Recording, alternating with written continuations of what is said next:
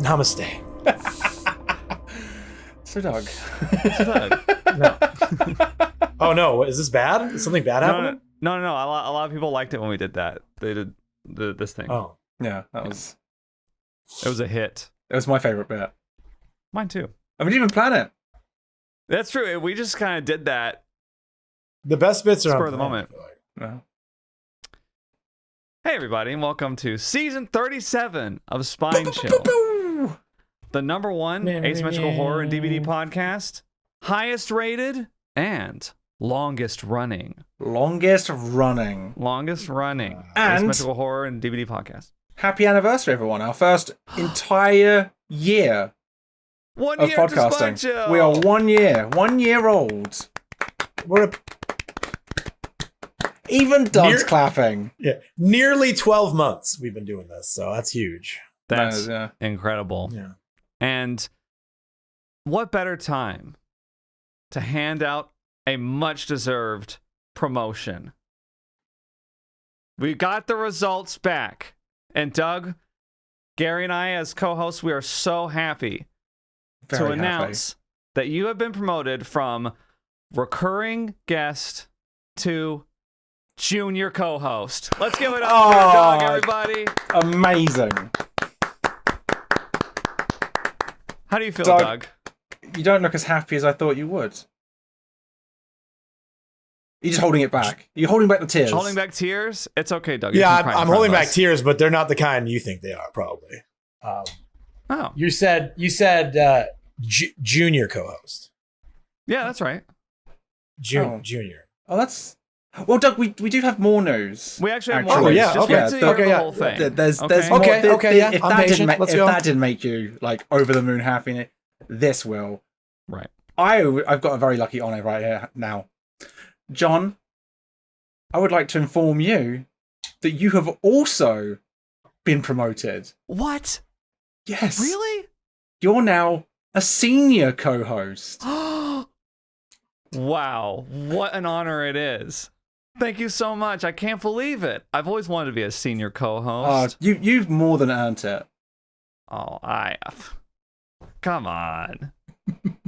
You know, Gary, that kind of reminds me because we have actually one more promotion to hand out. And it's for Really? you. For me? You are also being promoted to senior co-host. No way. Everyone Really? give it up for Gary, senior co-host. Holy shit. I can't never believe it. thought- 3 promotions. I know. Doug, We've why- all why- been No, promoted. no. Don't Doug me. No. Congratulations, guys. I'm really excited for you both and really looking forward to starting my journey as junior co-host. I mean, it's better to be at the bottom of a ladder you want to climb than at the top of one you don't. I don't understand. We're all co-hosts now. It's what you wanted. Yeah. It's what we wanted too. And the best bit, Doug, because now that you're not a guest, you're now technically an employee of the Spine Chill podcast, the family. So Right. we'll have lots of work for you to help us with now. Oh, good. I love work. Thank you. Wow, this is just, I don't know what to say other than, can we just talk about horror asums now? Because The employee toilets are getting a little dirty. I mean, I don't want to talk about that, right? Can we talk about it Stop. after we record? Can we just, I just want to be in a good mood for this. Can we just, we got good stuff to talk about in horror, so I just want to be in a good Right. mood. No, Let's okay. get getting dirty. Stop it. Stop it. Oh, this is, I'm literally older than both of you, all right? I fought in 2 wars, man. I'm not, okay, And all that experience has led you to being a junior co-host. stop saying the J word, dude. That's the worst, That's man. a- Come on. It's a very outstanding accomplishment. Thank you. I appreciate it. We have a lot of things that we're going to talk about today. They're going to make you feel better, Doug, and us too. So much. Yes, plenty. Many people last week may remember that we had quite the lengthy segment roasting killer clowns from outer space for not releasing any news. And then the next day, they revealed yeah, they revealed that Ilphonic are taking over publishing, and they're involved in the production as well. I believe the development. Yeah. And they released a new trailer. Didn't Ilphonic like acquire it outright? They just acquired the game outright, and then they're going to also publish it. I think so. Yeah, I think so. I'm pretty sure that's the case. So, which is like the best possible outcome. Yeah, we couldn't have possibly dreamed up a better scenario, right? Like Ilphonic has a ton of experience in the ASIM category. They worked with Gunn on Friday the 13th. They released Predator Hunting Grounds, which still has a player base. They released Ghostbusters Spirits Unleashed, which still has a player base and is still continuing to get weekly dev streams and consistent content updates. Like, yeah, so you honestly couldn't have thought of a better scenario, right, for a game that we honestly were ready to call dead. Like, I remember like a little while ago, like many seasons back, I was like getting excited at the idea of what if they did a Ghostbusters Killer Klowns crossover, because they seem like two that would work so well together, because obviously they're both 80s films. Yeah, and now it's like I don't see why it couldn't happen at all, because they're both under the Ilphonic umbrella. Right. Yeah. Could be. Those two games could really help each other grow and like be a force. I mean, Killer Klowns, I'm so excited for it. The trailer was so good. Yep. Yeah, the trailer was. I watched it twice, and I never watched trailers twice. Yeah. I watched it like 3 or 4 times now. Oh, you watched it 4? I watched it 4. I watched 5 or 6 times. I watched it 8 times. I watched it 10 times. I feel like I watched it 1,000 times. I watched it 50 times.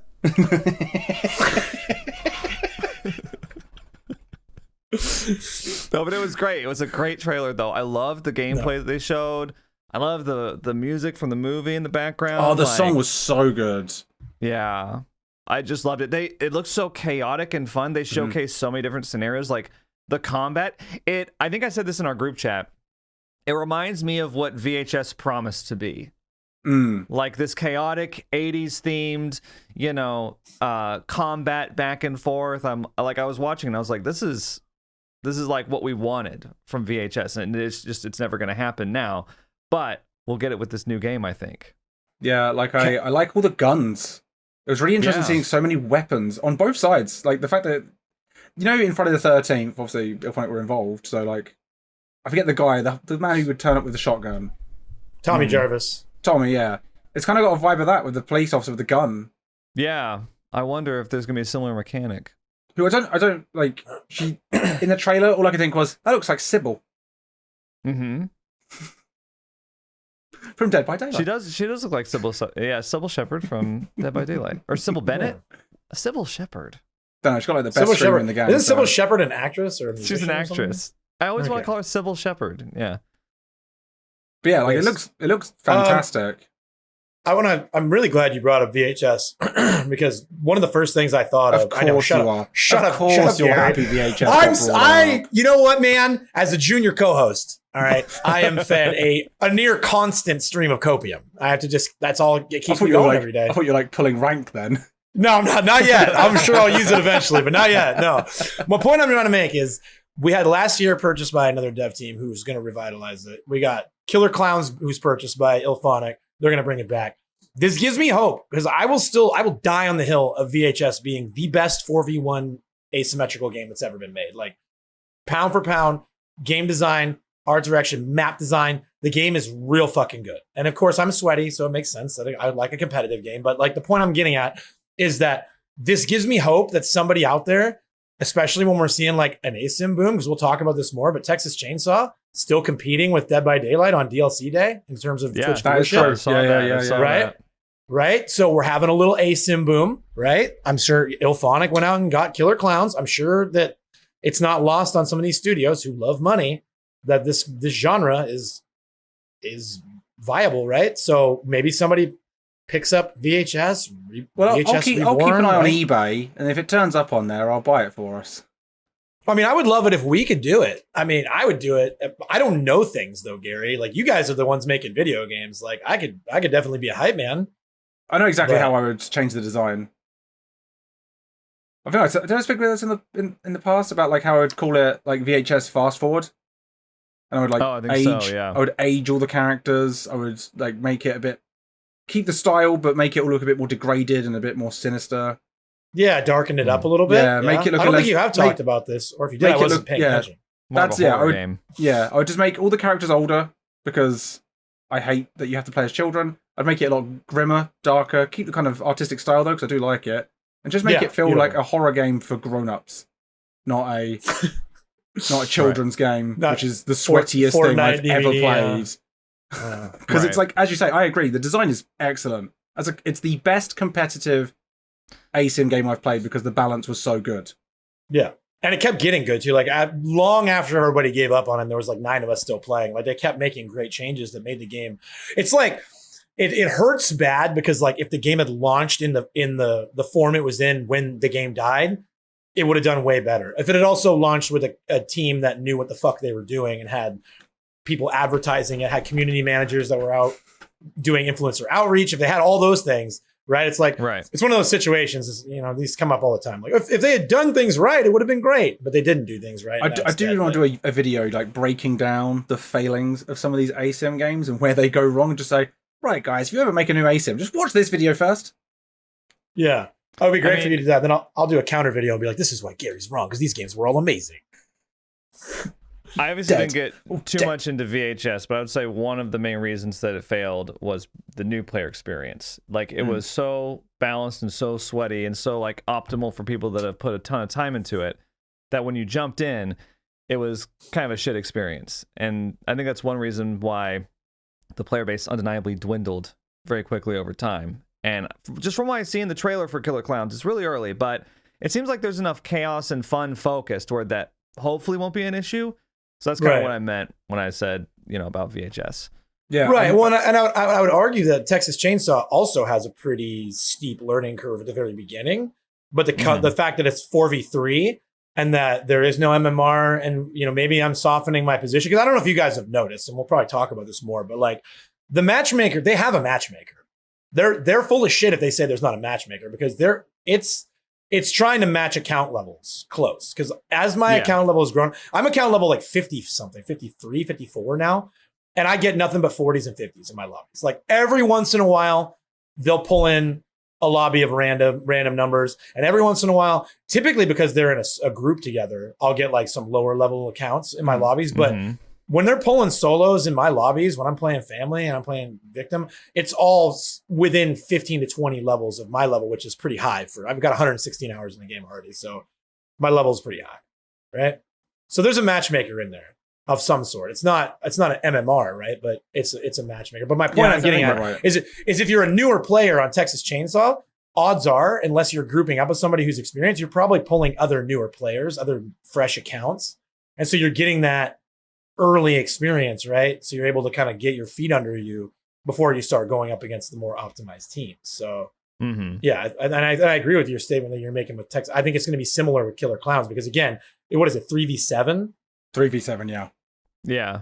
So just inherently, it's not all on you, no matter what, right? Like you're going to have teammates and you're going to have. Also, I'm not sure there's going to be like NPCs in the environment yet. You couldn't really see it in the trailer yet, but like I remember reading up the descriptions and it being like the clowns are trying to steal the townsfolk. I don't know if that is just the players or if there's more to it. So I look forward to seeing more about that. I'll talk about some more after the podcast, but I'll probably reach out to them again now that so I reached out to them beforehand when they kind of went off the grid for a bit. I might try and reach out again. That'd be cool. Yeah. It'd be cool if we could get somebody on the podcast. So I wanted to bring this up. This is random. I don't know if this is a good time, but I wonder if any of these other devs listen to us because I know that Dead by Daylight recently revealed that they listen to the podcast. Yeah. Oh, John, have you heard? Yeah, John hasn't heard about this yet. No, go ahead, Gary. They were in my chat and they were saying how they enjoy the podcast. Oh, and they said, they said that Doug should be a co-host, and we listened to him.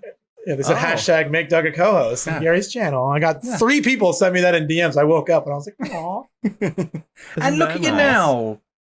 And look at Junior co-host. That's right. Dreams do really come true. That's exactly what I was going to say. You guys are. This is why we're senior co-host. Yeah, this is that senior co-host mindset. Disgusting is what you are. You're gross. All right. Yeah. So great news from Killer Klowns. Great news. Yeah. And for us, the DVD are listening to us. And if you are an ASIM, tell us you're watching us. Let us know. Yeah, we would love to have you. We have a Twitter account, Spine Chillcast, at Spine Chillcast. Make sure to follow that. Thanks. We're following all of you, by the way. Yeah. All of you, other ASIM games. We're following you. Even you, Home Sweet Home Online. Yeah. Even you. We unfollowed VHS, but that's understandable, right? Oh, VH what?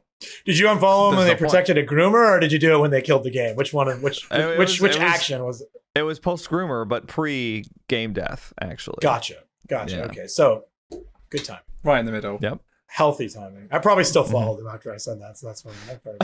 Right now. But yeah, Killer Klowns, fantastic, excellent trailer. Ilphonic, we cannot wait to see how the game turns out. Yeah. Ghostbusters Spirits Unleashed is still one of the most fun games I've played in recent memory. Can't wait to see how Killer Klowns turns out. Yeah, definitely. John's sitting there thinking, I hate Ghostbusters. I don't hate Ghostbusters. I just don't feel anything towards it. It's worse than hate. It's ambivalent. That's terrible. Worse than hate. So, Dead by Daylight. I don't know if you guys have heard, but it's had a new chapter come out. What? Yeah, there's a new killer, there's a new survivor, there's a new map. Wow. It's some franchise that it's kind of got a lazy name. You just call it Alien. Alien. That could be anything. Yeah. Was it like a little green man?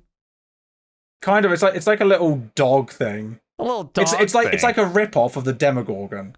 Oh, I see. Okay, so they saw Stranger Things and they were like, "We'll just do that." Right. Yeah, pretty much. It even goes into tunnels and stuff. It's like exactly the same. Oh my gosh, get some original ideas. I'm glad I'm not a senior co-host. There, I said it. I can't wait for the comment to pour in. What the heck? Have they never seen Alien? Yeah. But no, we've got a Xenomorph, we've got Ellen Ripley, we've got the Nostromo map. I mean, right? I don't know where to start with it. There's so much. Well, it's funny because we covered, I think, a lot of the important stuff in the PTB a few weeks ago. Not much changed from the PTB. The things that did change were all good. Like, from what I can tell, the tail was a little harder to hit, which I am much happier with. Like, it feels a lot better, a lot fairer. And I think when the Xenomorph's in runner mode now, it doesn't disturb crows, which I think is a really nice alteration. Yep. But yeah, aside from that, I can't really think of much else that they really changed. Didn't they rename runner mode to crawler mode or something? Oh, is it crawler mode now? Yeah, they changed it to crawler mode. That makes more sense. It makes more sense, yeah. And then they added visual feedback on where the tail hits. So there's like a little green. Oh, yeah, that's true, yeah. Little green like explosion area. Yeah, I saw that. Yeah. You know what I'm saying, right? Like you got visual feedback, so you get a better idea of what the hitbox looks like.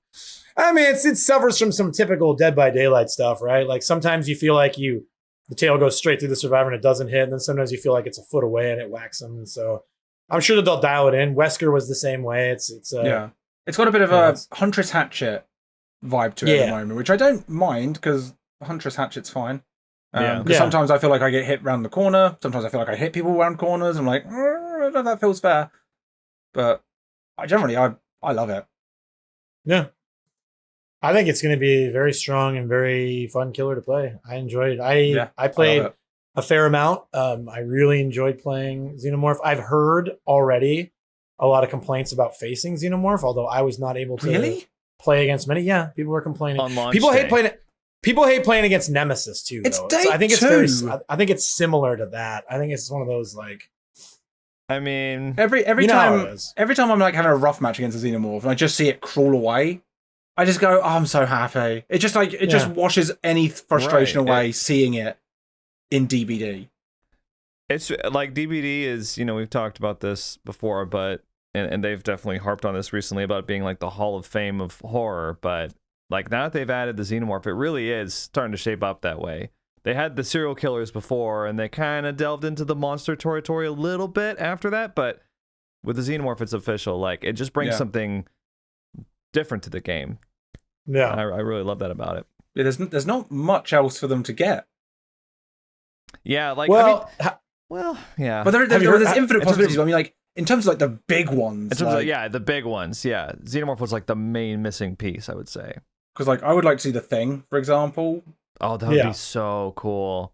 But that's basically what the Dredge is, I guess, but I don't know. I think we would. I think we'd see something. The Thing would have to be the one that can disguise itself as right. as survivors. Can I say for a second that I'm so fucking sick of people being like, Survivor Friends would kill that. And it's like, it didn't in VHS and it didn't in Prop Night. They both. It only has to fool you for a second. It only has to fool you for like long enough for them to walk up to you. Exactly. And that's what I'm saying. Like I'm sorry, fucking Joe Gamer. Like you're not going up against optimized Swifts to the point that it's going to shut you down. Like it would never work in a comp setting with an actual 4-man in like comms, like just playing like they're getting paid for it. Right. Yeah, it's going to get countered, but I don't give a shit about comp DVD when it comes to this kill. I want the thing in the game. I want that idea. I want to be able to jump scare people by disguising as Meg Thomas because she's terrifying, right? So scarier than any killer in the game. And Nia starts walking to you a little bit weird. Yeah. And so it worked in Prop Night. The strongest killer in Prop Night is the friggin' imposter. The imposter. Yeah. Still the strongest, right? And obviously the what do they call that dude? I forgot his name. The VHS one. Oh, the anomaly. The anomaly. Yeah. I kept calling it. Yeah, I was going to say the monstrosity. Yeah, it's the anomaly. John knows it better. And the anomaly was very strong too. And that game was built around in-game pings and columns and coordinated gameplay. So I don't know, man. They could definitely pull that off. Like in Prop Night, when we've been on a call together as a team and we go against the imposter, we see like one of our teammates walk into the room from far, and then even though we're on a call together, we're like, did you just walk in the barn? Are you walking towards me right now? And then the other person goes, no. And then by that point, I'm getting hit. Yeah, it's too late. It's too late. So you're like, yeah, you have that warning. And if you're really sweaty, you might have like a code word or something. I don't know. It's just like, here's the password. But most people aren't going to do that. Well, people did that there was like a fart system, wasn't there? Oh, yes. Yeah. That they had to remove that. They had to nerf that in Prop Night. Yeah, well, they gave the killers the chance to fart too. Yeah. Yeah, because the way that it worked was like, if you couldn't fart, then you were the imposter. And so they would just fart when they came up to each other. They do the fart emote. Well, I still think that's like the best thing in the world. That's like amazing. Oh, Prop Night. Hashtag thank God for Prop Night. That has to be like the most creative counterplay I've ever heard of for one of these games. The fart tech. Yeah, the fart tech. So again, Prop Night never dies. I hope it lives forever. I hope it thrives. Yeah. Like I'll say that for as much as people complain about MMR too, like MMR would solve the issue. I feel like a lot. Like if you're a high MMR player, then like maybe that killer is not going to be for you. Yeah, like there's a myriad of killers that don't work at high MMR anyway. Like yeah. So this is what it is. Give us the thing. I want it. I love that we brought up the Legion. I know. So. Wait. I'm already bored of the Xenomorph. Give me the thing. No. Definitely not. I'm actually really excited to play Xeno tonight. I'm going to go Xeno only tonight and go really hard on practicing because I want to play him. Good. I love playing Xeno. I would have played it a lot more today, but I was so tired on stream. But I'm going to play it more tomorrow because I really enjoy the Xenomorph. Right. Can we talk about the cosmetics? Yeah, because I want to. Well, before we move on, though, I want to say I think it's hilarious that we brought up we got everything that we're missing, and nobody said anything about fucking Jason Voorhees in a Friday the 13th chapter. Like that's got to be the most glaring missing piece right now. Oh, I've already played. Give me that cosmetic for Trapper later. I don't care. I've already played a whole game with Jason Voorhees. I'm so glad I'm not a senior co-host, dude. Seriously, you guys are the worst takes. I love the films, but like, he's not. I don't know what you would add to the game. Xenomorph adds something crazy, The thing would add something crazy. Jason's just it's Trapper without the traps. We already have a better version of Jason Voorhees. It's Michael Myers. That's my hot take. He's basically a better Jason. They both got the mask. They're both tall and posing. Oh, I'm gonna kill you, brutes. Cool. Michael came first. Ironically enough, I think Friday the 13th is probably like my least favorite of all the classic slasher series. So I'm like with you on the fact that Myers is better, Halloween is better, the movies are better, and but like it's not about that, man. It's about this is like the Super Smash Brothers of horror. If you don't have Friday the 13th in there, if you don't have Jason Voorhees in there on some level, it has to ultimately be considered a failure. Give us a keychain or something with a hockey mark. You're an idiot, and I'm just gonna actually just call you an idiot in front of all these people. That's ridiculous. Come on. But you brought up cosmetics. Which is gonna leapfrog into the next missing. Stop laughing at your own joke, Gary. It wasn't even that funny. Can you imagine them being like, Jason Voorhees is finally in the game? A keychain. You can put him on your hook. That was stupid, bro. Get out of here. Michael Myers. It's like a Trapper exclusive charm. Imagine it's a really cool one though, that when you put someone on the hook when you've got the Jason one and you just hear his mum being like, "Get them, Jason.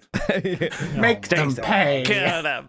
Make them pay." Yeah, they'll release that and then sell it for $13 or something like that because the licensees will be asking for all that money for it. But but you mentioned cosmetics. One of the Xenomorph cosmetics, from what I've been told, is from Alien versus Predator, which has got a lot of people speculating that Predator could be next, right? I lost when I first opened up the cosmetics for it. I clicked on it. I was like, I could just see like the little icons. I clicked on that and I immediately went, bought it in seconds. I was like, of course I'm buying this one. AVP. That Xenomorph in Alien vs Predator kills 2 predators on its own. That's the best Xenomorph in all of the films. All of them. It's the coolest one. It kills 2 predators, and it's such a cool, simple cosmetic, and it's my favorite one. I was so happy. Well, and then I went to we'll talk about it in a second, but my God, the cosmetics are so good. They're very good for the killer. Yeah. Because next up you have the Alien Resurrection, but rebuilt better, like it's that human Xenomorph, the fleshy hybrid one, the clone. the Ripley. People on Twitter are calling him Jeremy, and I'm like really into that. I'm like, why are they calling him Jeremy? I don't know, just because it's a funny name. Jeremy's the name that I usually use to shit talk a survivor. I'm like, it's fucking bet the name's Jeremy. Come on, Jeremy, stop wanking and get back on the generator. I just think he's a little naked mole rat looking Xenomorph, and calling him Jeremy is pretty funny. So I'm gonna keep doing that. I feel like it's so creepy. It's got all human teeth, and it's one of the most ugly but beautiful things I've ever seen. Like it's so much better than the Resurrection version with the weird Michael Jackson looking nose that sort of twitches. Yeah. Resurrection was just kind of a fever dream, frankly. It's hard for me to remember everything about it. I can't really remember much of it except getting sucked out the hole. But then finally, there's one of the most magical cosmetics I've ever seen in a video game. Right. The Queen. The Queen cosmetic for the Xenomorph. That is crazy. Is it the most expensive skin they've had in the shop? Because it should be if it's not. It was like 1,500 orc cells, and I was like, I don't think I've ever seen one that. I honestly didn't look at the price. I just bought it. Yeah. No, totally fair. Yeah. Tracks, dude. It's massive. Mm-hmm. Yeah, that's one thing. Big. You'll hear people complaining about it being like a pay to lose cosmetic because it makes you fucking massive. Like it makes you the biggest character in the game. But who cares? Because it's dope. Yeah. Right? I love playing as it. I love seeing it in the game. The fact that it's got its own entrance to the screen. It's the first cosmetic to have its own unique entrance. Yeah. Mm-hmm. So obviously the standard Xenomorph like drips down from the top, and then kind of slithers down. Whereas the Queen comes in like a T-Rex. Yeah. Yeah. And then shows its ass off. It's amazing. Yeah, it's really good. It was unexpected too. Yeah.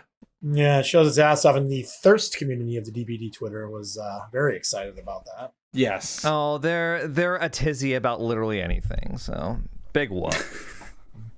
But yeah, and then Ripley, one of her cosmetics wasn't quite there immediately. It was like bugged, but it's fine now. She comes with 2 new cosmetics. One where she's like in kind of the dungarees looking overalls, and then the other one is the Alien Resurrection one, which looks particularly strange because it doesn't look like Ripley. Like it looks like Nancy. Ripley, it looks like Nancy cosplaying Ripley at Comic-Con. I started calling her Winona Ripley because she looks like Winona Ryder. That's very funny. That's good. That's a good one. Thanks. Yeah, so that's the whole thing about it, right? Is basically we're just gonna repeat what we said on the PTB, right? Like the survivor side of this chapter kind of felt a little mailed in, but like nobody gives a shit because we have the Xenomorph and it was perfect. Yeah. Right. So they got us a Ripley cosplay, so survivors have a little bone. The cosmetics are cool, I guess, but like I don't think anybody's gonna be playing Ripley very long. Like I think she'll be as rare as Jonah. It's like Lori. Like how often do you see Lori now? And, when you think Laurie Strode, like, iconic horror protagonist. The original final girl. Right, the original final girl from the original 1978 Halloween. Wow. And I barely ever see her. Right? And I think it's going to be the same thing with Ellen Ripley. I didn't even see her that much yesterday. I saw her, like, maybe 2 or 3 matches. Yeah. All night. Yeah, I saw her in a bunch of my matches because I was playing her. Mm-hmm. Yeah, I played her once for the Adept, and then did you just stop playing her? Like, I've been playing her the last couple of days. Well, my thing is Maria came out from Silent Hill. Oh, and so right, I've been playing as her because, like, right after she came out, TCM released, so I was playing as Maria all day on launch day. Sorry, not sorry. It's all right. Sorry, not sorry. No, I said not sorry, Gary. Yeah, I'm saying it's all right. Yeah, don't worry about it. Oh, well, I wasn't apologizing, so good. You don't have to, John. That's right. I don't have to. I'm glad we agree.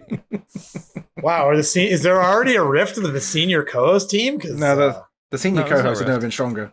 Yeah, I feel like co-host trying to tear the senior co-host apart. Well, you don't have to say it like that, man. Like, trying to create division between us after we just gave you a promotion. How was I trying to create? Why are you putting intent on my words? I was just asking questions. Are you thirsty, Gary? I got something Gary can drink if he keeps on with this attitude, buddy. Pants grab.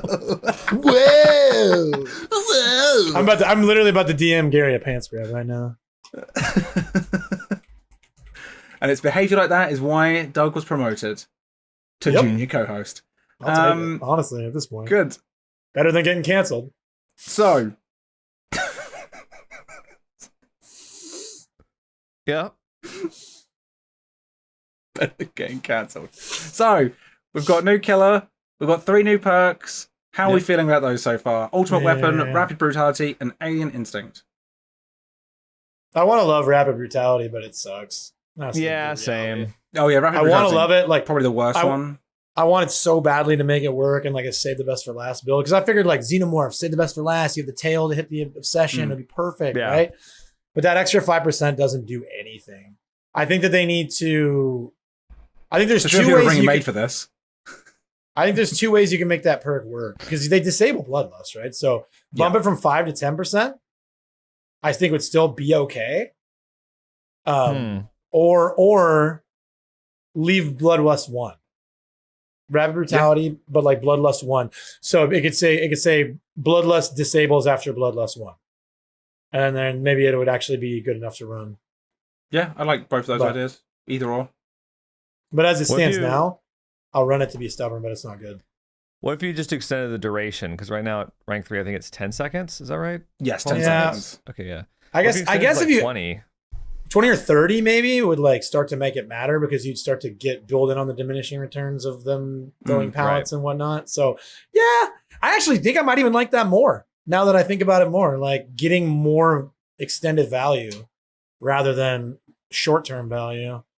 Doesn't sound too bad. Because I know like a lot of times when I was running Xeno with Rapid Brutality, like I would hit him, I would get my speed bonus, and then I'd like run into a fucking flamethrower, and it would just like kill the whole thing for me. Right. I'm like, oh, now I'm moving at the speed of smell. Cool. And my thing's like ticking down, you know? Yeah, you're watching it like, dwindle. Yeah, just watching it slowly melt away.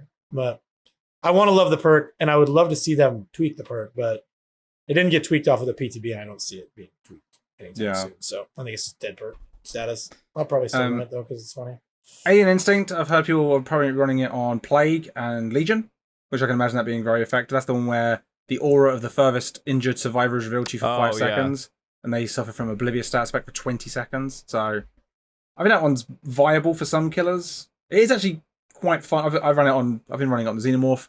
It is just funny. It's quite a nice perk sometimes. You just catch them off guard.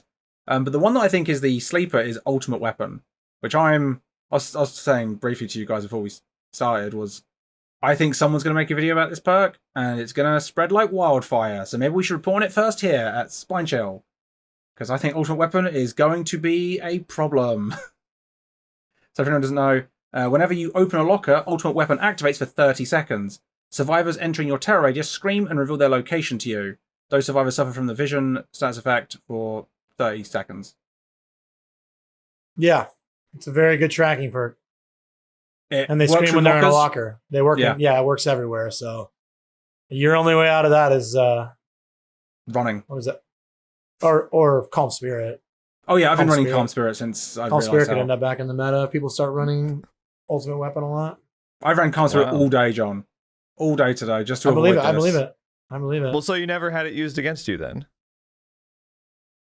Well, yeah, because I count because yesterday I had it a few times. It was screwing me over. So today I just brought Calm Spirit. I don't know. I mean, maybe. Well, only time will tell. But I guess I undervalue tracking abilities on Killer. I don't. I mean, like, it's nice to get the aura reading or the tracking, but I just feel like it's better to have some kind of slowdown or some kind of chase perk than to be like that's where the survivors are. So I don't see it being like a meta shaking changed, but it's really early, so who knows. Yeah, I think it's going to be a strong one. I think Nowhere to Hide and Barbecue aren't as good as this because you can go to a generator, which mostly there's a locker next to it, and if you can't find them, it's this is a way you immediately find them, right? And there's no way you won't find them. There's no counter for the survivors can do aside from having Calm Spirit. Mm-hmm. Yeah. And on a Wesker, that's a huge radius. The fact that it's terror radius dependent, that's 40 meters of you're revealed. True. Yeah. And you can imagine, and there's no cooldown. You can open a locker every 10 seconds if you want to. Yeah. Wesker distressing Ultimate Weapon. Basically like map wide information, right? Right. Whenever you want it. Like it's better than Darkness Revealed. It's better than all of them. Yeah. It's good. It's a good perk. Yeah. So that's the main perk that I think will see some action.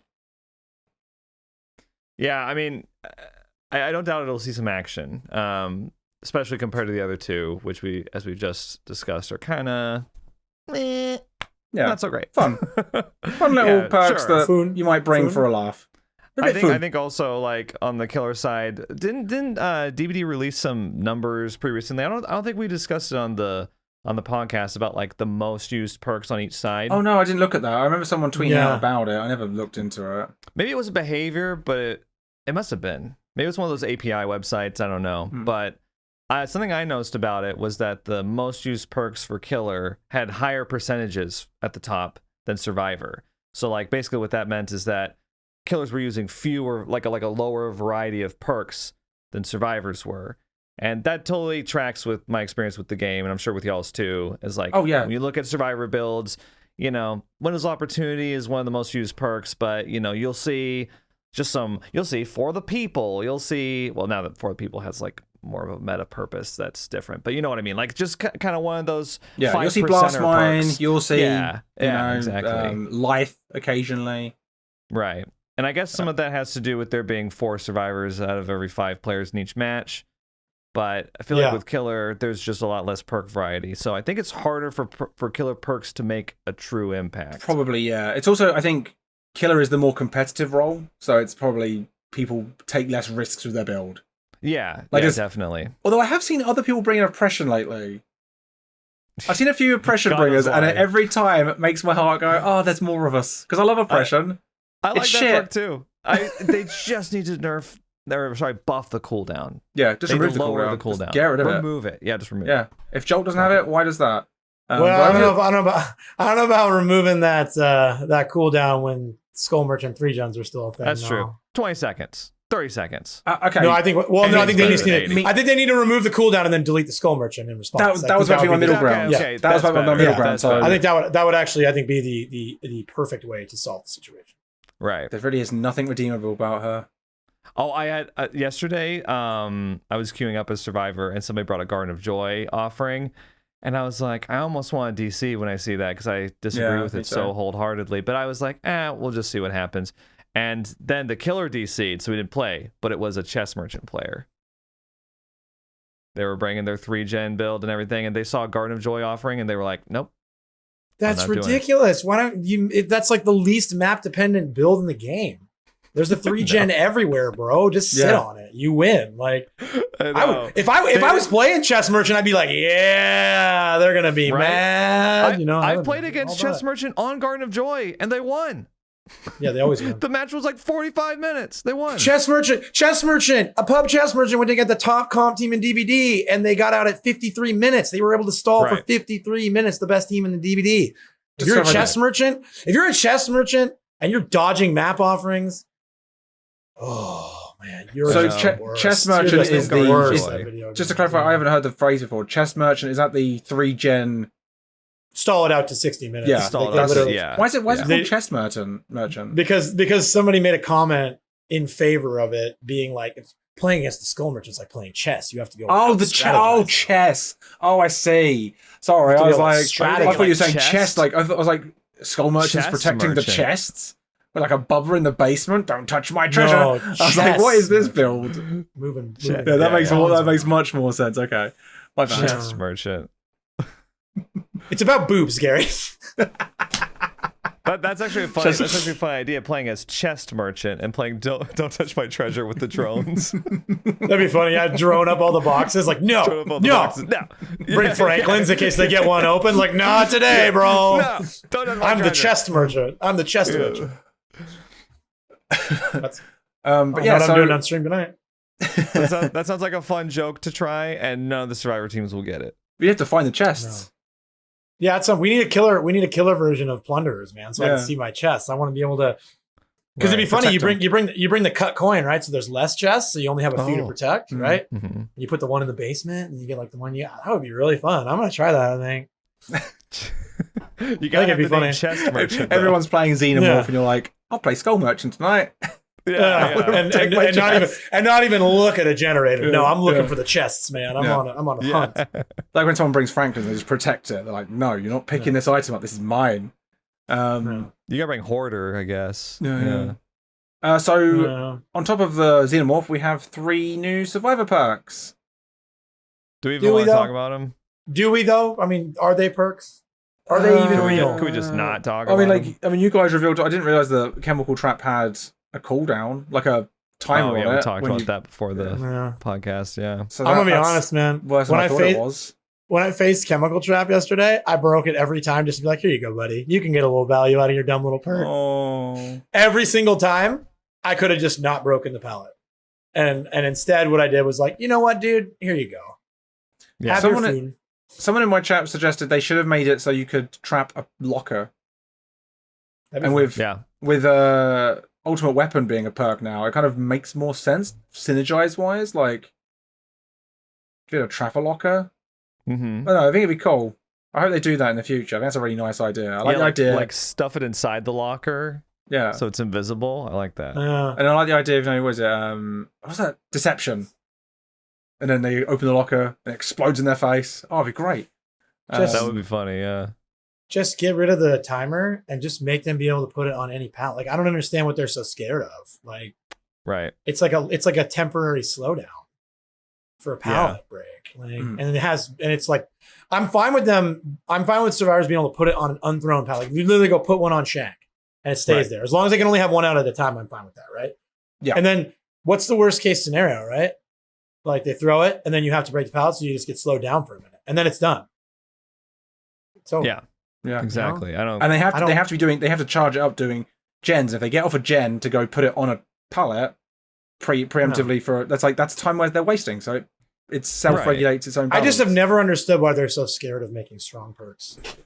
It's like everybody complains. It's because the DVD player base just complain every second. Like you can't fucking have a fun little bomb perk for pallets, but you can have made for this where people are just like faster forever because they got hit. Like, I don't get it, man. Like, who's deciding? Who's the kingmaker? Who's like, this perk's too strong, but this one's just fine. Like, I want to know who that guy is. I want to know their thought processes. I tell you what, we can't let them just trap pallets that have been thrown down. I'm sure whoever's making these decisions, like they can literally pick them back up with one perk, right? They can just pick them up, but they can't put a trap on it. What happens when you put a chemical trap on a thrown pallet and then you use any means necessary to put it back up? Does the trap disappear? What if it blew up in the survivor's face? That'd be really fucking funny, right? Just destroys the pallet. Oh! It's like, Todd, I had a chemtrail on there, dude. What are you picking it up for? Dude, I can't see anything. I couldn't see it, bro. I can't see anything, bro. We've also got light-footed, which is when you're healthy, you don't make footstep sounds when you're running. Dude, a friend of mine unironically told me, that'll be pretty good for flashlights, man. And I was like, no. No, it won't be good give for it a anything. I was like, yeah, give it a shot. Give it a shot. Give it a shot and report back to me. How many times? I'll tell you what it's good for. It's good for killers. If I see survivors bringing that perk, yes, that's one down. Yeah, not a great perk. I mean, of all the stealth perks, that's probably the least useful ones. You know, it's like doesn't it also have a deactivation condition too? Like if I remember correctly, if you do a rush vault, it deactivates for 20 seconds. That's crazy. So you can't even like run it with quick and quiet, really. No. Yeah. No. Because if Iron Will that and quick and quiet, you could just be like a real silent ninja build. That could be fun, but yeah, I love see you. Distortion. You know what I mean? Oh yeah, they still see. Oh yeah, I was like, they just watch you. Oh, is Gary suggesting is Gary suggesting distortion now makes you invisible? Distortion buff, please.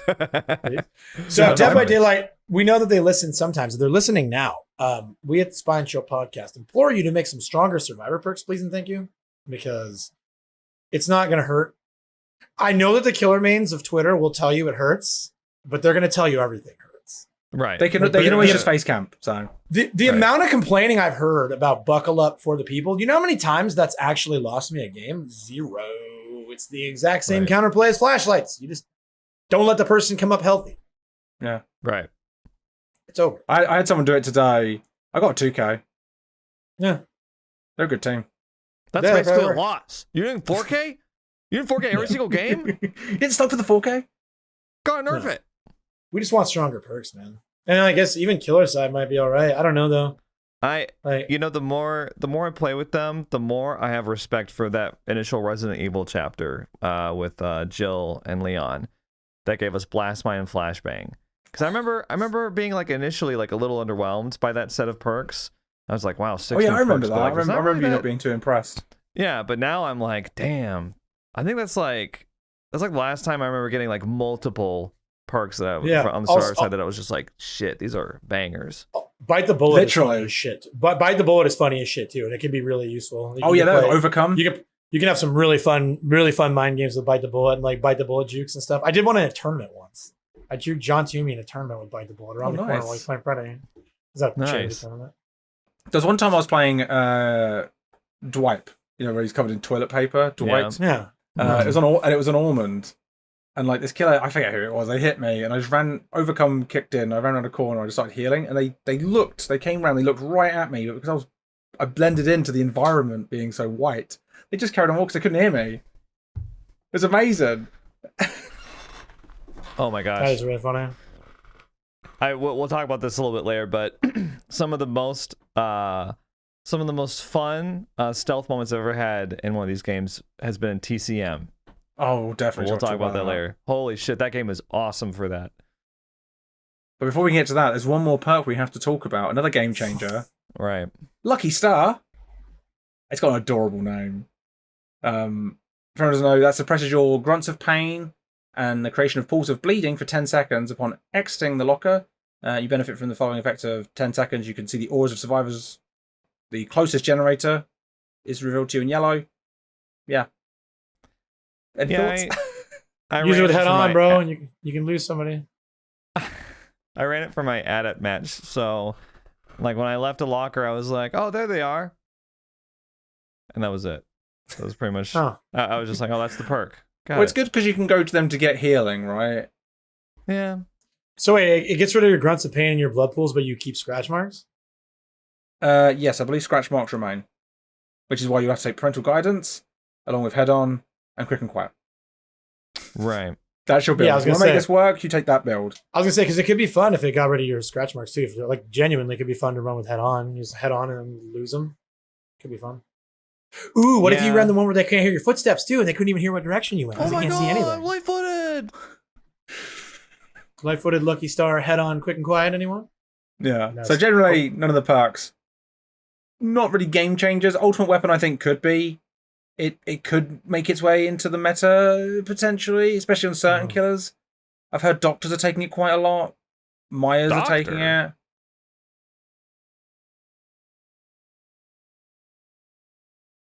Am I missing something? Why would Doctor take it? Doctor, because like you can do your big zap.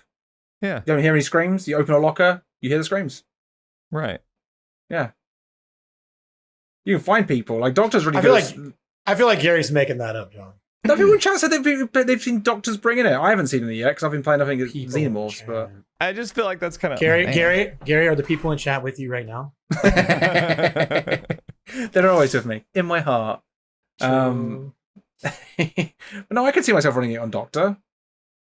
Yeah, you're like kind of overkill. So, I mean, like you're not the case study for. I do. I mean, I bring oppression. Yeah. I'm not the sweaty standard. Exactly. The other thing. Oh, I was just going to say sorry, I'm a junior co-host. Please, Gary, go ahead. Junior, please speak. Don't call me Junior, okay? Don't. No, I have a name still. All I was going to say is that Junior Doug. It's very typical for perks to kind of track as underwhelming at first. And then sometimes perks will find their way into the meta when people figure out new interactions. It's just natural in a game with this many characters, this many DLCs, this many perks in the game. You know, it's hard for them to release an impactful perk without it being insane. Sorry.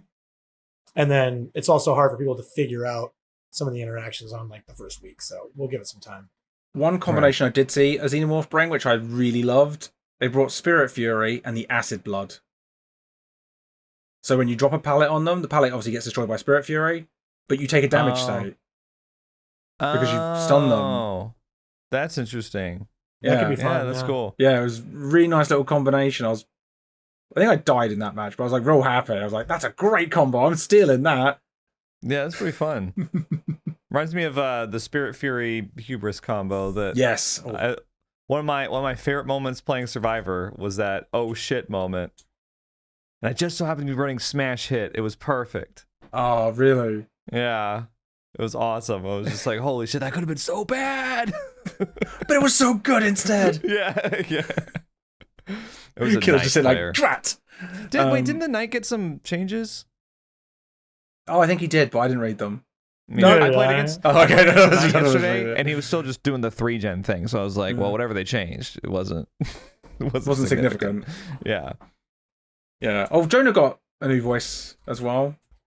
Cool. Sounds fine. Yeah, I'm sure he does.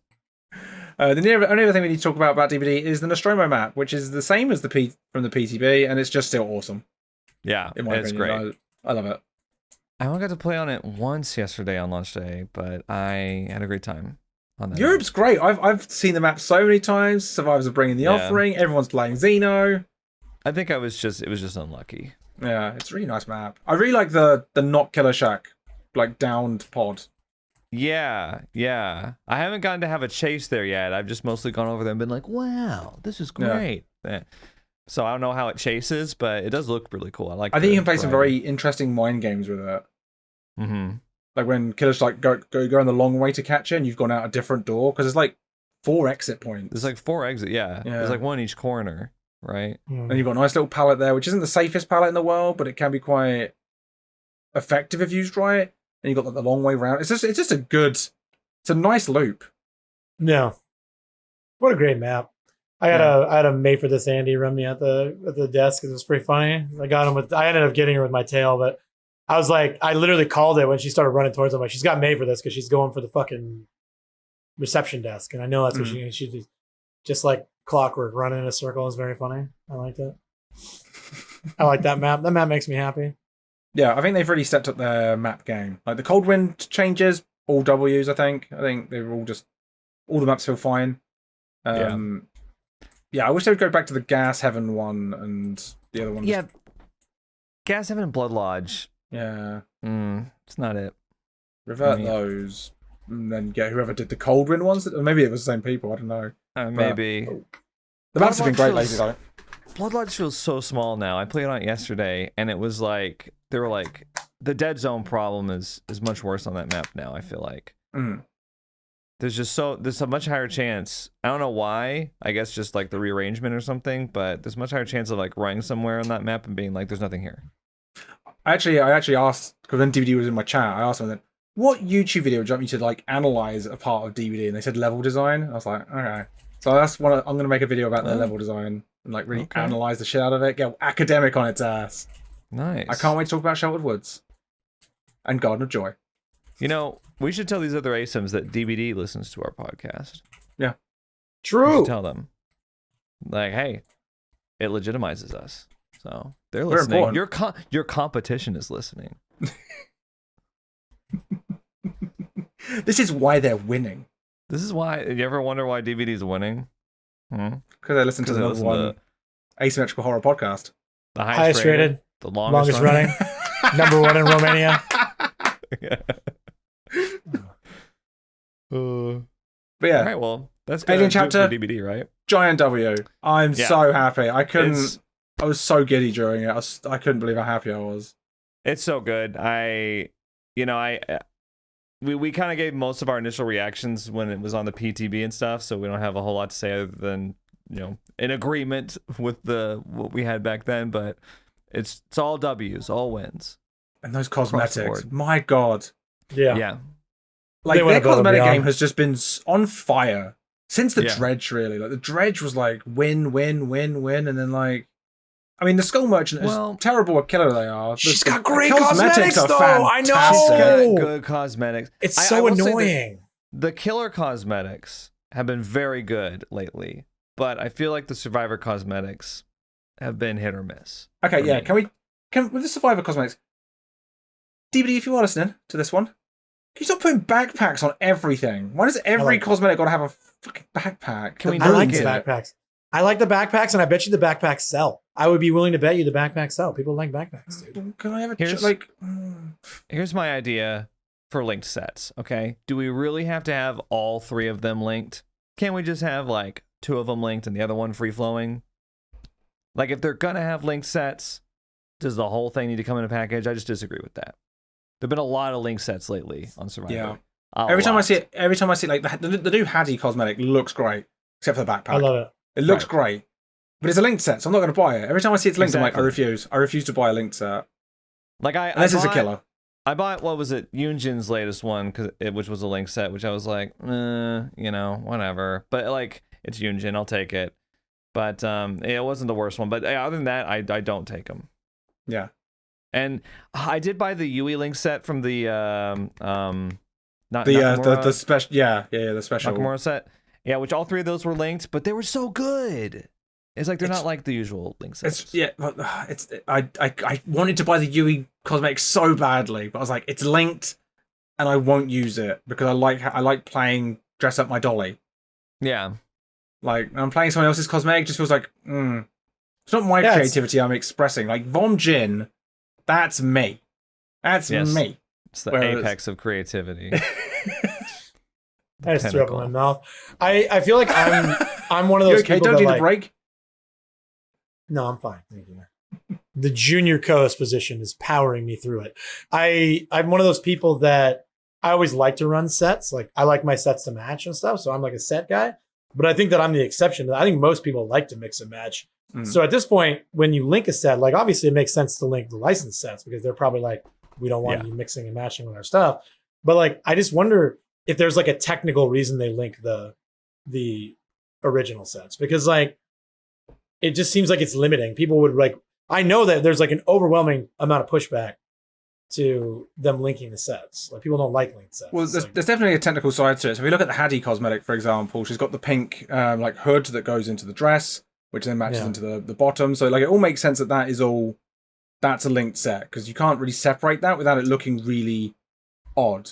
But sometimes, as John says, like sometimes I see like I understand why the dress is linked because like the bottoms and top have to go together.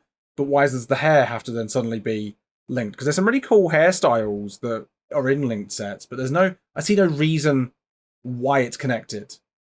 So they could separate out certain parts like that. Like the new Yunjin link set, the pink one. Like I understand why the torso and the pants are connected, but the hair, just let's have the hair. There's really no reason to link that part. And same with her Soul Socialite cosmetic. It's like, just let us have the boots. Come on. You've been talking about that for like a year, bro. Yeah. I've broken the set before. I've seen how it looks. It looks great. Just let's do it. Leave a little comment in the comment section below and let us know. Yeah. It's really gone to our head. They listen. They won't be listening for much longer. No. This will be the last one. But yeah, that's DVD. Yeah. Giant W. Giant W. Very happy. Very happy. Very much looking forward to whatever's coming next as well. We're all doing it. Look at that. Junior co-host. Blazing trails, boys. We're about to turn the W into an M for Texas Chainsaw Massacre. I refuse to do that. I will not be a part of this. And this is why you're a junior. That's okay. That was senior co-host only. Yeah. You didn't say that initially. You weren't allowed to do it. Damn, I don't know all the rules yet, I guess. Okay. Well. So, where do we start? I would like to say one big, giant good news for the Texas Chainsaw Massacre. They have fixed the credential error. Yes. Yeah. Matchmaking's going a lot more smoothly. I've not had any issues since. Like, it's all been fine. Yeah. I think I got it one or two more times after the patch announcing that it was fixed, and then it hasn't happened to me in days. So I think we're back in business, boys. Yeah. Good. It's a good sign. That was annoying. Yeah. So Matchmaker seems clean. I mean, everything seems to be chugging along pretty well. I mean, when it comes to a horror asym game, like, you're used to it getting a big surge initially, and then people burning out quick, right?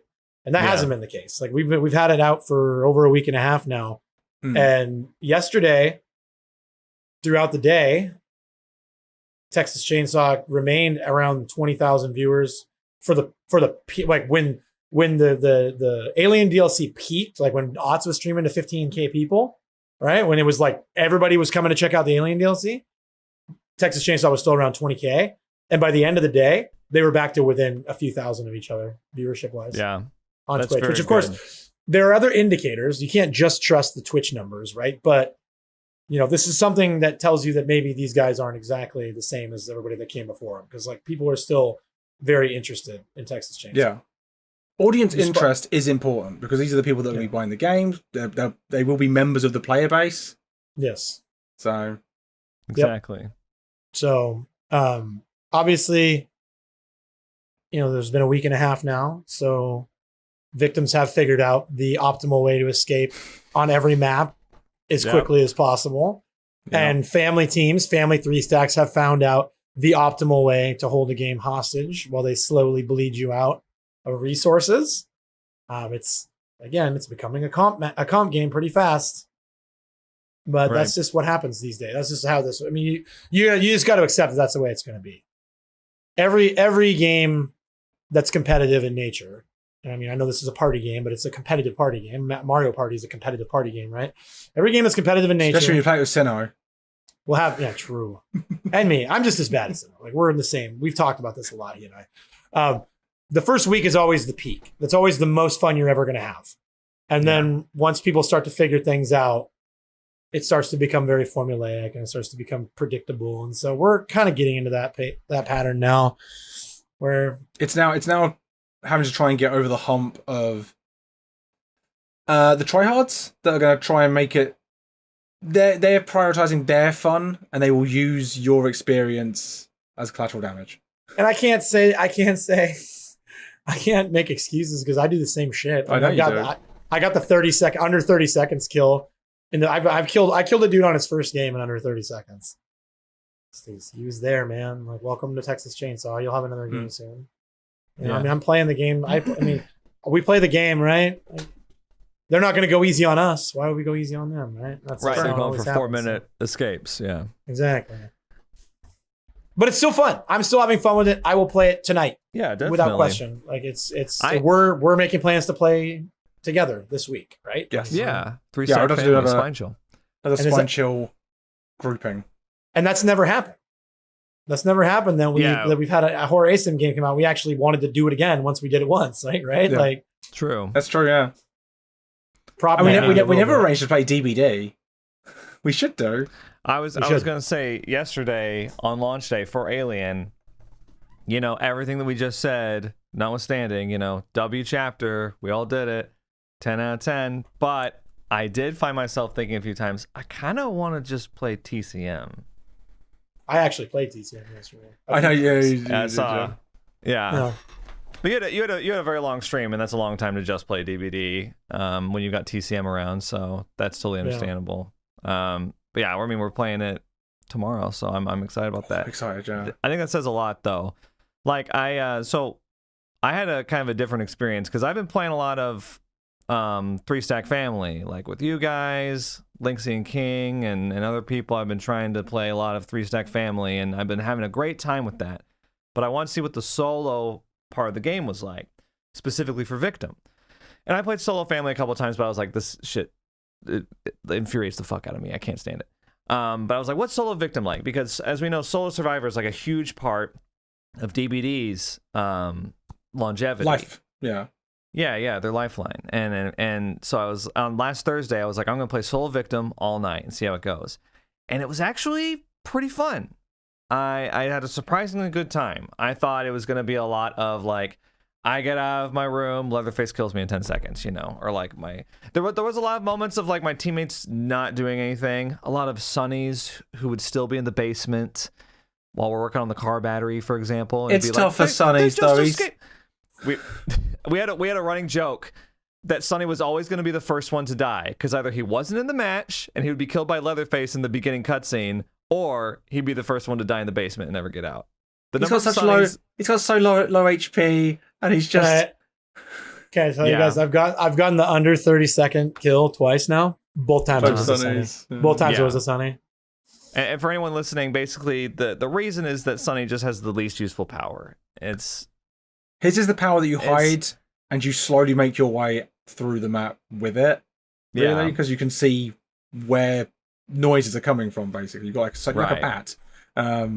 But like all the other characters have like really aggressive powers. Like Anna is very like aggressive with tanking, Julie's for chase, Connie's for unlocking, Leland's for like, you know, stunning and combat basically. And Sonny is just very like, just leave me alone. I'll get there eventually. He's like the turtle, slow and steady. Yeah. So he doesn't win the race. Killed in the basement. Yeah, he doesn't win the race because by the time he's like out of the basement, there's 3 family members. Everyone else is either left or dead, and they're just looking for him. Yeah. Oh, bless him. Yeah, but I played some Sonny today, and I was like, he does feel slower to get out because he doesn't have an aggressive. You have to just hide. Yeah. So poor Sonny. I think he might need a little bit of a buff or something because I think the other survivors are in a pretty good spot. I don't think they need to be like Sonny gets the gun nerfed, so to speak. Maybe Connie. Connie's like instant unlock thing is like a little annoying, but fucking so annoying. Fucking Connie. Speaking of which, I did run into a little bit of an issue because, you know, as someone who only has enough points right now to like get 2 characters to level 10, I went to the main menu and I was like, all right, I'm going to max out Connie and Anna, and I'm going to play one of those 2 in the lobby. And so many times I would load into a lobby solo and it would be like, you're Leland. It did to me like 10 times in a row. You're Leland, and there's a Connie and Anna in the match, and I tried to swap with them, and they would say no. And I'd be like, well, I guess I'll just queue up again. I ran into that time and time and time again. And it came to the point where I was like, this lobby system kind of sucks. Like, in League of Legends, for example, they have the draft pick mode, which is where you declare an intended character before you actually pick one. The game doesn't load you in as any sort of character. And it allows you to like coordinate with your team and decide like, I'd like to play this character or I'd like to play this character. And I wish TCM had something like that because right now there's only 5 survivors. You can't have duplicates and there's only 4 slots. And it just loads you in automatically as one.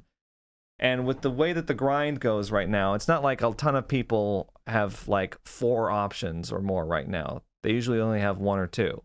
And so it's either you're faced with either playing a level 0, which no one wants to do, or you re-queue and the lobby's got to fill up. So I don't know how many times y'all ran into a situation like that, solo queuing as Victim, but I found it to be pretty frustrating. There's option C where you could respec, have all the points ready, and when you go into the match, you respec your character, whoever you get stuck with, and then after that match, you jump back out, you respec again. Yeah.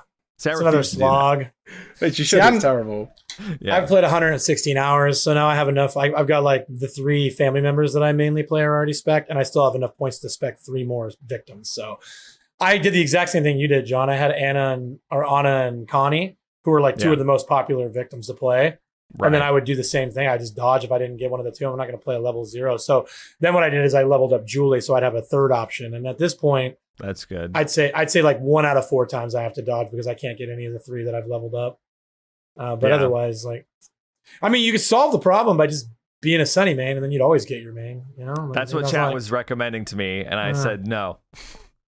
Yeah, I mean, they were like, just play the level 0 Sunny, and I was like, you want me to play level 0 Sunny? No, absolutely. I'm gonna say put your points in Sunny, and then you'll be fine. You'll have your character to play.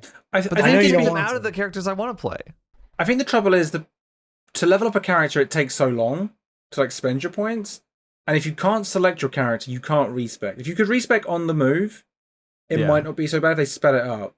Imagine if you could like save your spec, and then you could just quick respec to what you had the last time. That's instead of having to redo the whole web and get new random perks. Like, I don't know. Well, it was like I said a couple weeks ago, or last episode.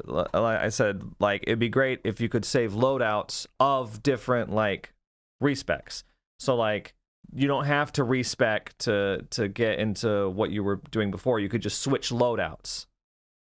That's how they should do it. Yeah, I've I'm gonna plug myself, but I've got a YouTube video where I'm gonna kind of try and talk about that, John. Trying to like, I've tried to fix it.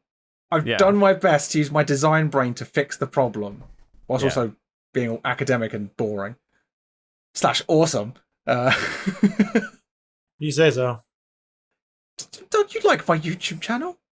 Yeah, I love it. It's my favorite YouTube channel. Sorry, Gary, have you noticed our junior co-host is very grumpy today? He is a bit grumpy, isn't he? And on the day of his promotion. Yeah. Why are you grumpy? What do you mean promotion? You were a guest. And now it's definitely a promotion. Co-host. Yeah. Junior co-host is so fucking degrading, you guys. Like, you know it. Just don't act like you don't know it. All right, we can move on. We can move on and continue. Co-host. What did you think you were applying for? Just co-host, like certainly just the thing that you guys were. I wanted to be one of the guys. Why would you be a senior co-host? You haven't co-hosted before. Yeah, that wouldn't have made any sense. I don't understand what he's trying to say with this. No, neither do I. I'm very confused. I feel like you wanted something. And like, I think it's kind of ungrateful to all the listeners who have been fighting for you to be a junior co-host all this time, and we finally find me one comment in the Discord or in the YouTube comments where they said anything about a junior co-host. All right, Dead by Daylight. Give me a second. Dead by Daylight did hashtag make Doug a co-host. Right, that was what Dead by Daylight said. They didn't say make Doug a junior. And you are a co-host. You're a co-host. Yeah. Okay, you know what? You're right. Namaste. I should be thankful. I should be grateful. I should practice gratitude. Right? Abundance. Yeah. So feel free to thank us. Thank you both, especially you, Gary. Yeah. You know how hard that was to say? Yeah. But it rolled off the tongue easily enough. But yeah, for the lobby, I just think it would be better if you could like pick an intended character before locking in as one. I don't like that you're just locked into the character as soon as you load in, because it doesn't give enough time for coordinating. I mean, maybe it'll get better when they add more characters.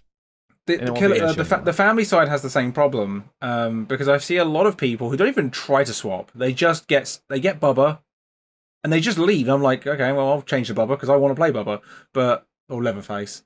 But the amount of people that just get given, like, I don't want to play it. Right. Yeah. And I think people have become very used to people not wanting to swap, and that's probably because there's a low character pool.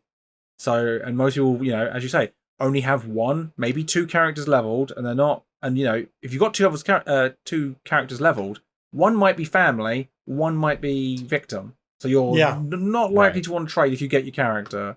Right. Especially because they might be facing the same problem where they can't get their character for game after game after game after game.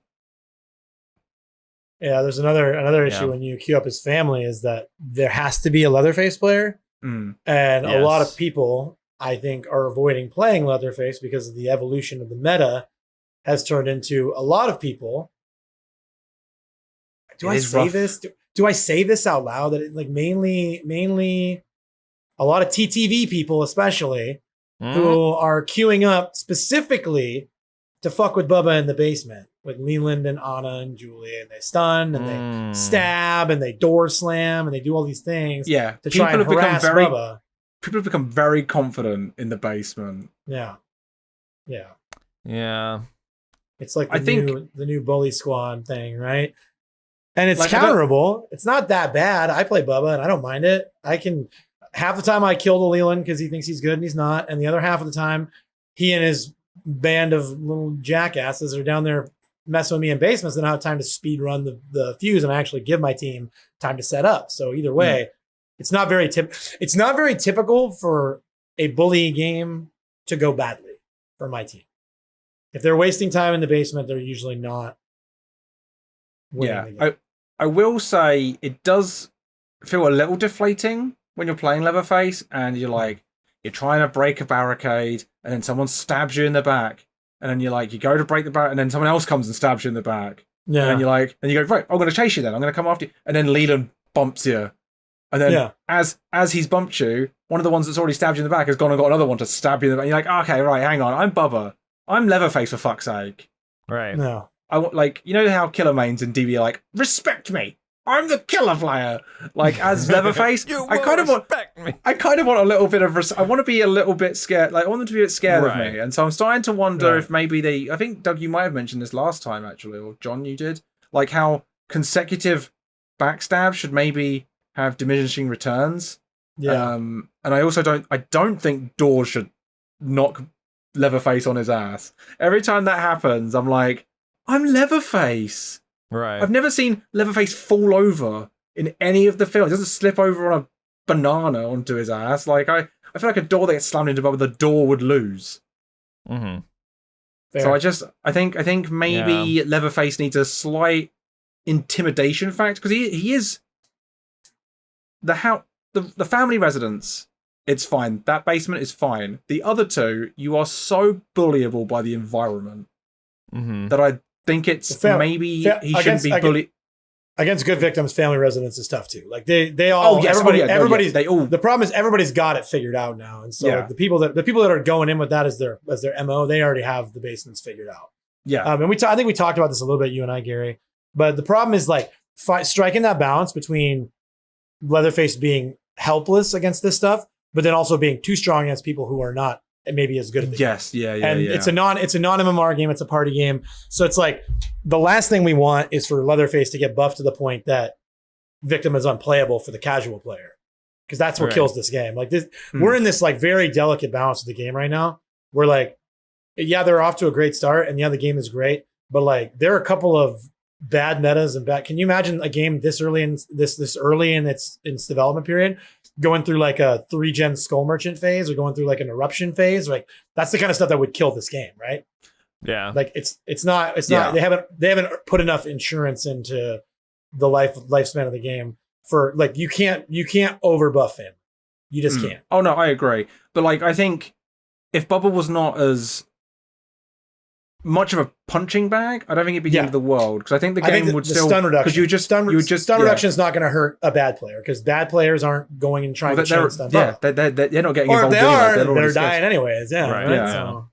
Right? So I think it'd be good if they were a little more scared of Leatherface because I like playing Leatherface, but I was playing it solo today to get some recording for the YouTube video, and I was just I can't use. I'm just getting.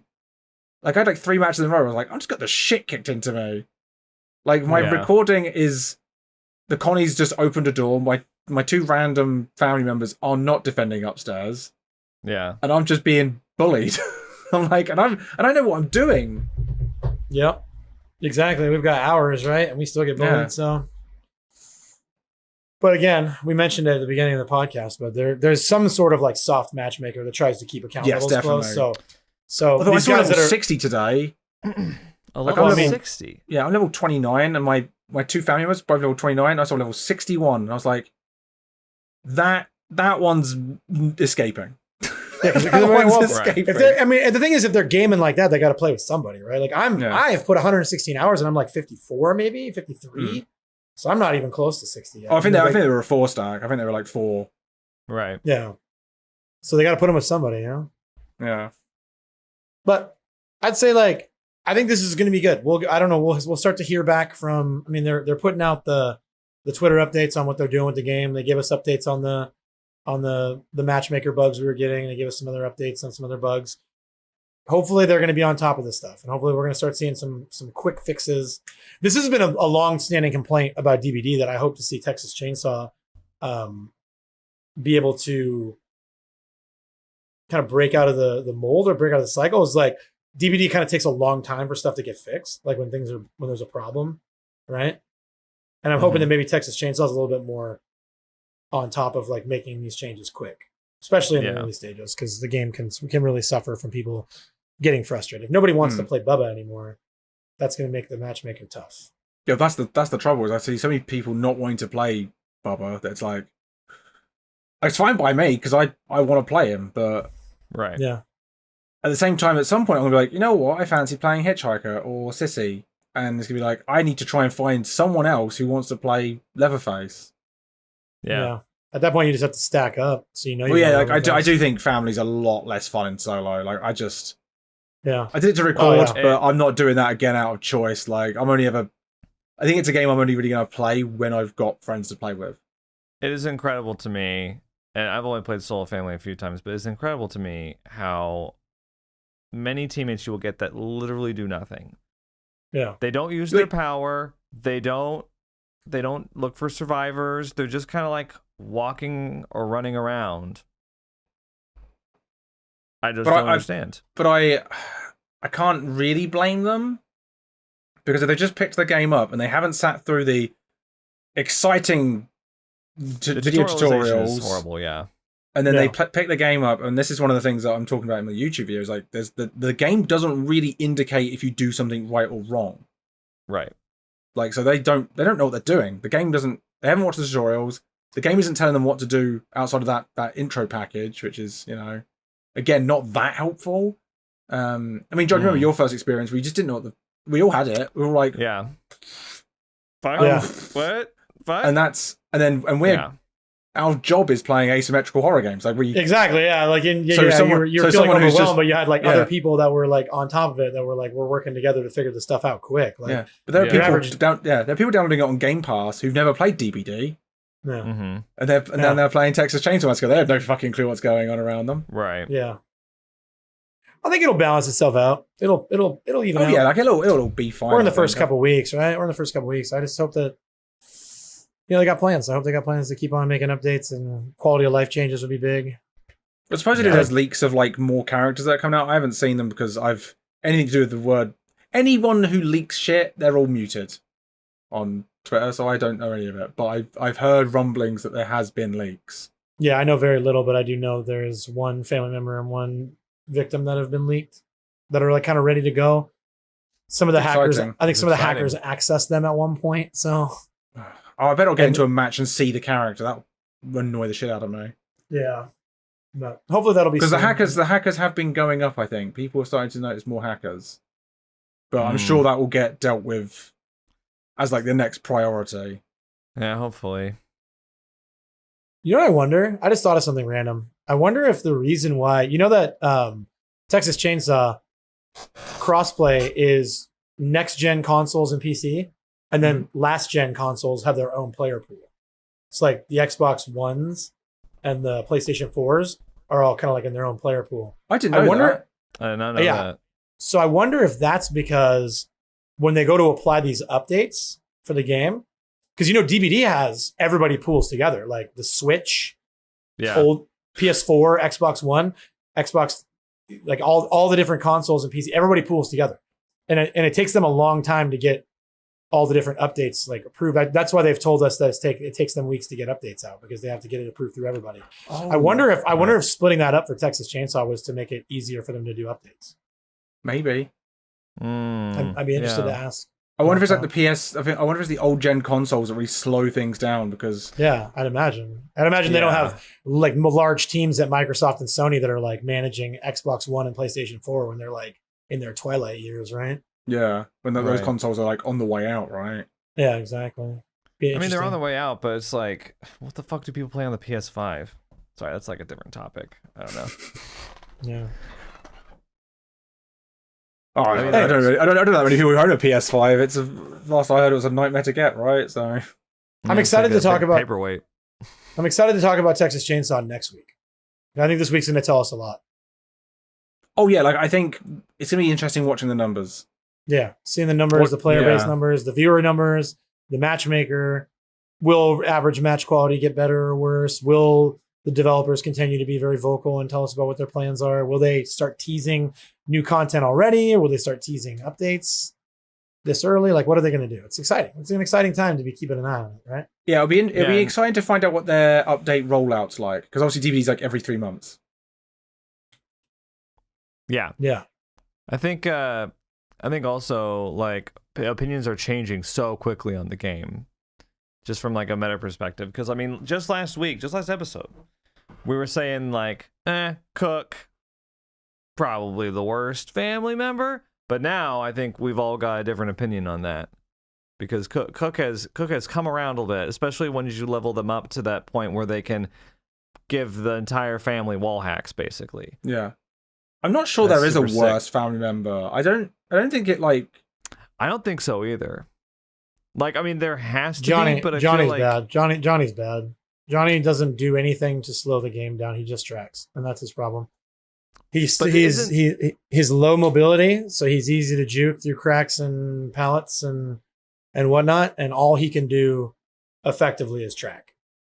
He can't actually do anything once he's done that. So you're always better off. You're always better off with a Cook instead of a Johnny. 100% of the time. But doesn't he hit harder? Isn't he better in chase than Cook? Yeah, but it doesn't matter if the team is good, because he can't slow any of the objectives down, and they're not going to get killed in early game if they're good. But yeah, when it's like, it doesn't matter if the team's good. Yeah, but that's for everything, isn't it? Like, it doesn't matter. I'm just saying. If the team's good, nothing really matters, does it? But even against a bad team, he's just not strong. He's not. He does all he can do is track, and like Cook can track also, but then he can also padlock stuff. I mean, I don't doubt that they have the same mobility. I don't doubt he has the worst power, but I thought he had an advantage in like attribute points. I mean, he's got more savagery, but what good is savagery if you're not hitting people because they're juking you through cracks and crawl spaces and pallets?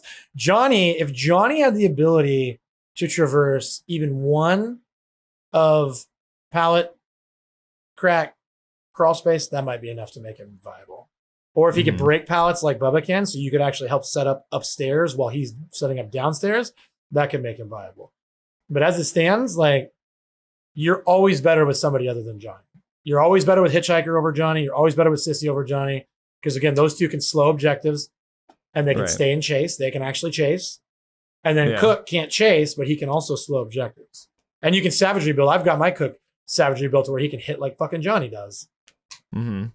I just have a hard time getting hits because just like Johnny, I have no chase. Yeah, but I think the point is like in the right hands, people could probably like, it depends on who you're playing with. Like, I don't know. I just think they're all strong in their own ways. Johnny's bad though. Johnny's like the trapper of Texas Chainsaw. Sure, a guy who plays only Johnny and plays in a strong 3-man is going to do well with Johnny because it's in spite of Johnny, not because of Johnny. Sinnoh, I play with Sinnoh. And Sinnoh's a great Johnny player. He'd be a better player on any other character.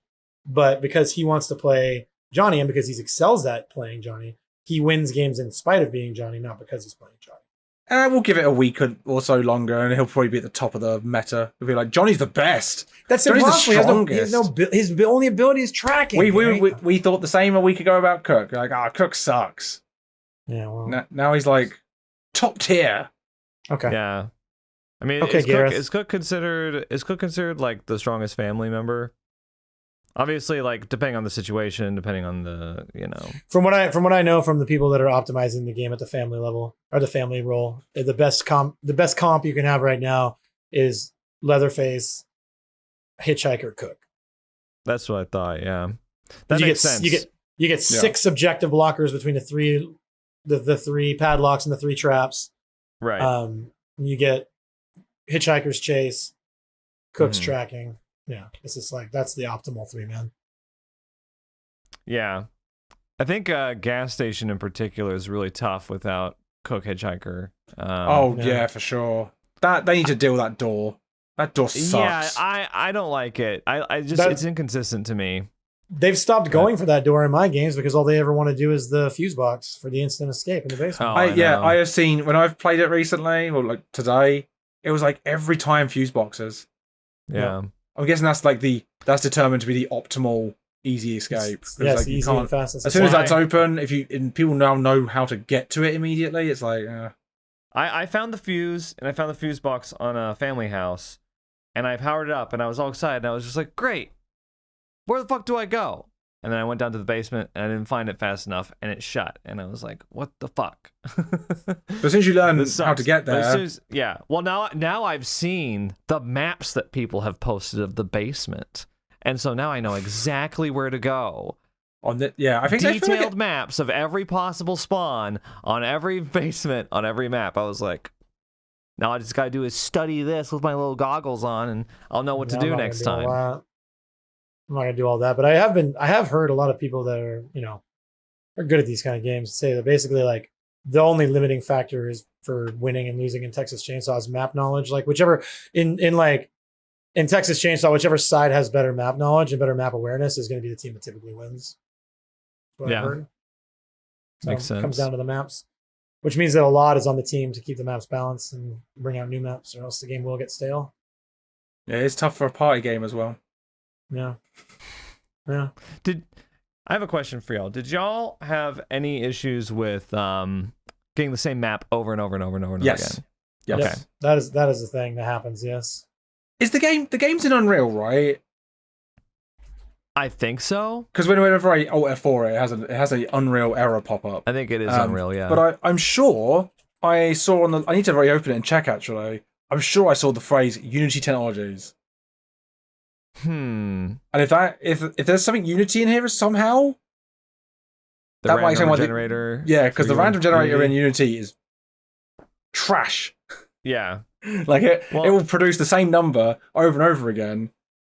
Yeah. Somehow. Like, as I think I've said in the past, like, one time I needed a random number, and I couldn't trust Unity to do it, so I programmed my own random number generator into it.